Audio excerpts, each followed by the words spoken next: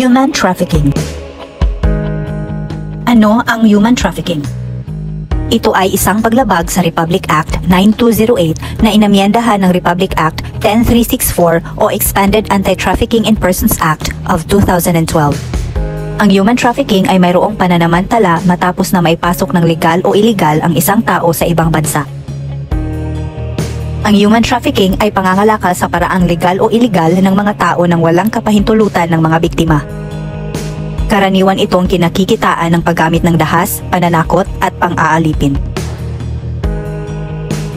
Kung ito ay may act, plus means, plus purpose, ito ay makukonsiderang human trafficking. Kung ang trafficker ay magkakasala sa isa o higit pa sa mga gawaing ito, pagre-recruit, pagkuha, pagdadala o pagbibiyahe, pagkuha o pag-arkila ng serbisyo, pagbigay, paglipat ng lugar, pagtago sa isang lugar, at pagtanggap sa biktima. Gamit ang pamamaraan tulad ng pagbabanta, pananakot o pamumuwersa, mga paraan ng pamimilit, sa pilitan na pagkuha, pag-aabuso ng kapangyarihan o katungkulan, pagsasamantala sa kahinaan ng biktima, at pagbibigay o pagtanggap ng bayad o benepisyo kapalit ng pagsang-ayon sa biktima.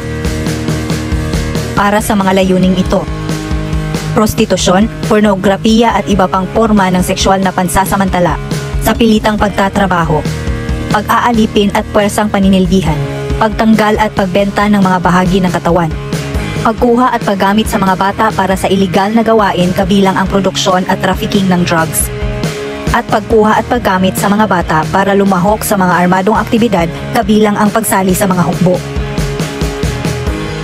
Ano ang mga dahilan ng human trafficking? Una, walang sapat na edukasyon na naging epekto sa prostitusyon.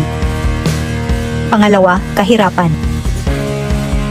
At pangatlo, kawalan ng lehitimong oportunidad sa ekonomiya na naging epekto ng kawalan ng pantay na karapatan. Ito ay maaaring mangyari kanino man, kahit na anong kasarian, edad at lahi. Baka isa ka o isa sa iyong pamilya, kamag-anak at kaibigan ang biktima nito.